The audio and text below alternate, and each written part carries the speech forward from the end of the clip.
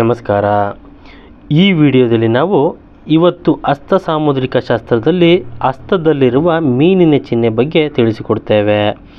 ಅದಕ್ಕೂ ಮುಂಚೆ ನೀವಿನ್ನು ನಮ್ಮ ದೈವ ಮಾಹಿತಿ ಚಾನಲನ್ನು ಸಬ್ಸ್ಕ್ರೈಬ್ ಮಾಡಿಲ್ಲ ಅಂದರೆ ಈ ಕೂಡಲೇ ಸಬ್ಸ್ಕ್ರೈಬ್ ಮಾಡಿಕೊಳ್ಳಿ. ನಾವು ನೀಡುವ ಎಲ್ಲ ರೀತಿಯ ದೈವ ಮಾಹಿತಿಗಳು ನಿಮ್ಮ ಮೊಬೈಲಿಗೆ ಬರುತ್ತದೆ. ಈಗ ನಾವು ಹೇಳ್ತೀವಿ ಹಣೆ ಬರಹ, ವಿಧಿ ಬರಹ ಅಥವಾ ಬ್ರಹ್ಮಲಿಪಿ ಅಂತ. ಆ ವಿಧಿ ಬರಹ ಎಲ್ಲಿದೆ ಅಂದರೆ ನಮ್ಮ ಕೈಯಲ್ಲೇ ಇದೆ.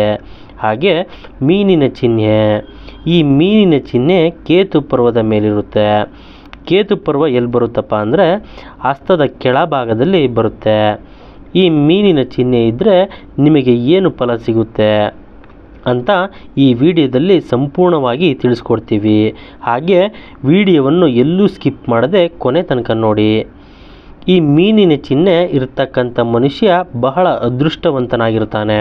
ಹಾಗೆ ಆ ಮೀನಿನ ಚಿಹ್ನೆ ಯಾವ ಬೆರಳಿನ ಕಡೆ ಅಂದರೆ ಹೆಬ್ಬೆರಳು, ತೋರು ಬೆರಳು, ಮಧ್ಯ ಬೆರಳು ಹಾಗೂ ಉಂಗುರದ ಬೆರಳು, ಕಿರು ಬೆರಳು, ಈ 5 ಬೆರಳಿನ ಯಾವ ಬೆರಳಿನ ಕಡೆ ಈ ಮೀನಿನ ಚಿಹ್ನೆ ತಿರುಗಿದೆ ಅಂತ ಗಮನಿಸಬೇಕು. ಅಕಸ್ಮಾತ್ ಈ ಮೀನಿನ ಚಿಹ್ನೆ ಉಂಗುರದ ಬೆರಳಿನ ಕಡೆ ಏನಾದರೂ ಕಾಣ್ತಿದ್ರೆ ನೀವು ಧಾರ್ಮಿಕ ಮತ್ತು ಶ್ರೀಮಂತರಾಗ್ತೀರಿ ಅಂತ ಈ ಚಿಹ್ನೆ ನಿಮಗೆ ಸೂಚಿಸುತ್ತೆ. ಹಾಗೆ ನಿಮಗೆ ಸರ್ಕಾರದಲ್ಲಿ ಉನ್ನತ ಸ್ಥಾನಮಾನ ಸಿಗುತ್ತೆ. ರಾಜಕಾರಣಿಯಾಗುವಂತಹ ಯೋಗ ಇದೆ.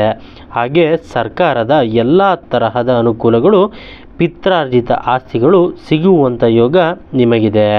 ಹಾಗೆ ಈ ಮೀನಿನ ಚಿಹ್ನೆ ಮಧ್ಯದ ಬೆರಳಿನ ಕಡೆ ಏನಾದರೂ ನೋಡ್ತಾ ಇದ್ದರೆ ಅಂದರೆ ಮಧ್ಯದ ಬೆರಳಿನ ಕಡೆ ನೇರವಾಗಿದ್ದರೆ ಕಷ್ಟಪಟ್ಟು ನೀವು ಸಮಾಜದಲ್ಲಿ ಉನ್ನತ ಸ್ಥಾನಮಾನ, ಗೌರವ, ರಾಜಕಾರಣಿಗಳಾಗಬಹುದು ಹಾಗೂ ನ್ಯಾಯಾಧೀಶರಾಗಬಹುದು ಮತ್ತು DC-ಗಳಾಗಬಹುದು. ಇತರ ಸ್ಥಾನವನ್ನು ಶನಿ ಮಹಾತ್ಮನು ನಿಮಗೆ ನೀಡುತ್ತಾರೆ. ಹಾಗೆ ಈ ಚಿಹ್ನೆಯನ್ನು ನಾವು ಹಸ್ತ ಸಾಮುದ್ರಿಕ ಶಾಸ್ತ್ರದಲ್ಲಿ ಅತ್ಯಂತ ಶುಭ ಚಿಹ್ನೆಯಾಗಿ ಹೇಳ್ತೀವಿ. ಈ ಒಂದು ಮಾಹಿತಿ ನಿಮಗೆ ಇಷ್ಟವಾದರೆ ಲೈಕ್ ಮಾಡಿ, ಶೇರ್ ಮಾಡಿ.